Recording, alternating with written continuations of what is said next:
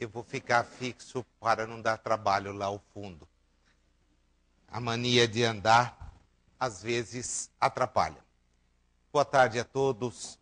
É com muita alegria que nós aqui estamos num compromisso, Leia, que já faz parte daqueles que temos assumido no transcurso dos anos. Vir ao Consolador no mês de julho, ainda que não dependa ou não falte o convite formulado pela Francisca, é para nós motivo de redobrada alegria. Isso porque nos sentimos realmente em casa. Ano a ano, a cada nova oportunidade, todos nós temos a chance de nos reencontrarmos e aproveitar esses instantes que nós temos em conjunto para refletir. Nós, particularmente, temos trabalhado no transcurso dos últimos anos na nossa casa espírita em Bauru com o Evangelho, o texto do Evangelho segundo o Espiritismo.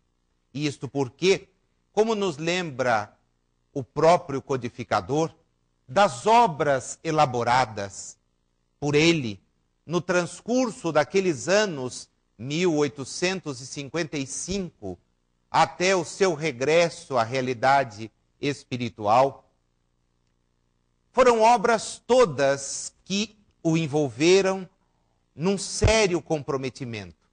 Mas nenhuma delas, segundo ele, foi mais difícil do que o Evangelho. Isto porque ele se deparava com questões, com situações que o seu raciocínio lógico, o seu preparo espiritual para estar entre nós, lhe levava a questionar-se. Falar a respeito do quê sobre Jesus? Dos fatos do cotidiano? Não. Jesus era alguém à margem do contexto da época. Sobre ele, os historiadores nada registraram. Falar a respeito dos milagres, de que jeito? A doutrina espírita, a partir do conteúdo da palavra milagre, admirável, entende que os milagres não existem. Falar a respeito dos fatos controversos usados como dogma por outras religiões, não. Também aqui não dava. O que fazer? E ele escolhe o ensinamento de Jesus.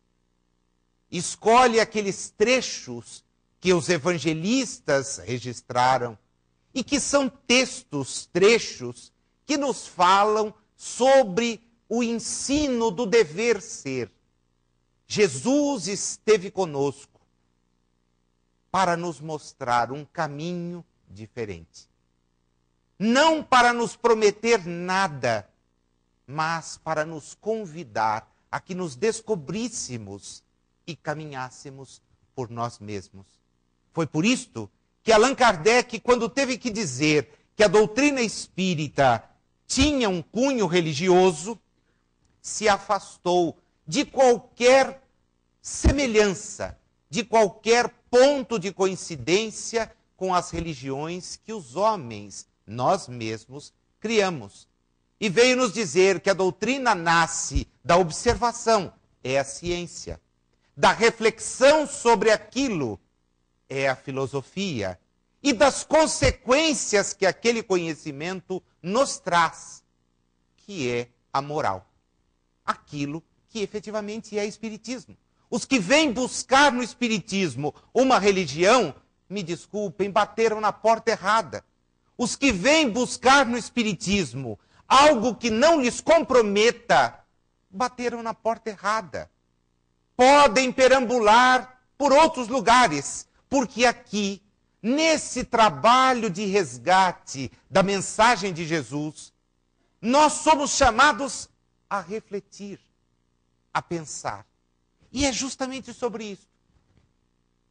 Capítulo 17, item 5º de o Evangelho segundo o Espiritismo. A parábola das parábolas. Por que parábola? Porque Jesus não podia falar as verdades do reino, sobre o reino, para criaturas que não tinham condições. E pasmem, até hoje ainda não têm condições de entender o alcance de uma mensagem que nos quer ver emancipados. E as criaturas insistem ainda, por conveniência, por leniência, em permanecer estacionadas, como muitas vezes nos encontramos. Vamos ao texto. Um texto lindíssimo. Eu quero antes me justificar. Eu escolhi para que pudéssemos refletir. Mas no estudo que temos feito, o Richard Simonetti às segundas e quartas e eu aos domingos, no Centro Espírita Amor e Caridade, nós observamos item por item, parágrafo por parágrafo, capítulo por capítulo, porque se foi a obra mais difícil de ser escrita, fica chato quando as pessoas a abrem ao acaso. E depois de vincá-la, porque a maneira mais desagradável de tratar um livro é vincando, o sujeito vai reabrir e vê cair de novo na mesma página. Deve ser para mim. Vou ler de novo. Mas aí percebe que o texto é forte. Ah, não é para mim. Deve ser para o vizinho. Ou então, para alguém que eu não gosto. Ah, isto aqui é de fulano mesmo. Imagina, toda uma estrutura, toda uma lógica para montar um texto e o sujeito lê ao acaso. Abrindo. Então eu vou ao acaso, mas não é por acaso. Vou com um objetivo. Vamos ver se vamos alcançá-lo. O episódio é muito conhecido, todo mundo aqui repetiria, se eu pedisse para que a gente fosse falar sobre o semeador. Mas está Jesus à beira do lago, a multidão o comprime, quer se aproximar, e ele toma a iniciativa, como registra Lucas, de subir em uma barca e da barca conversar. E vai conversar com quem? Com homens simples, com criaturas desprovidas de um maior senso, de um maior ponto de reflexão. E ele chama a atenção. Começa o texto do Evangelho dizendo, ouvi. Aquele que semeia, saiu a semear. E semeando uma parte da semente, caiu ao longo do caminho. E os pássaros do céu vieram e a comeram.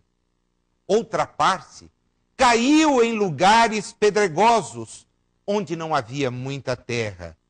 As sementes logo brotaram, porque carecia de profundidade a terra onde haviam caído.